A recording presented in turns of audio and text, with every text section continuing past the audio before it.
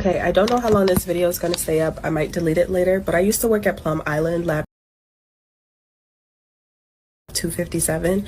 Yep, that lab 257. They told us it was animal research, just livestock stuff. Studying diseases to protect the food supply. That's how they always frame it, make it sound like we're doing something good. But the things I saw in that lab, the experiments, it wasn't about animals. It wasn't ever just about animals. First red flag, most of the people I work with either didn't ask questions or knew not to. And those who did ask too much, let's just say they didn't stay around for too long. Contracts pulled, cleared out like they never existed. We get shipments in the middle of the night, no labels, no records. I'm talking live animals, sometimes already mutated. Sometimes they weren't even species that we have names for, and I know that sounds crazy, but I've seen things that look like they weren't even from this planet. Hybrid creatures like something out of a movie. We weren't just testing viruses, we were engineering them. Modifying bacteria, adding genetic sequences that shouldn't even be compatible with human DNA. At one point, I was assigned to a project that involved ticks. Yep, those ticks. We were told it was a control study to understand how disease, but what we really were doing was testing how to make the virus more contagious, more invisible. A few months later, the first viruses popped up across the water in Connecticut just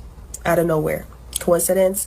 Sure. Then there were the containment breaches. We weren't allowed to say the word leak. If something got out, we call it a displacement. You see a mutated deer foaming at the mouth on the shoreline, that's a displacement. You see some wild creature unalive looking like it got stitched together from 4 different animals, displacement. They always had an explanation, always just enough to keep you paranoid but not empowered. That's how they keep you quiet. I shouldn't be saying any of this. I've already seen 2 people disappear after talking too much. Plum Island wasn't just some animal lab, it was a test site, a lab rat farm. And the real test subject, they never stayed on that island.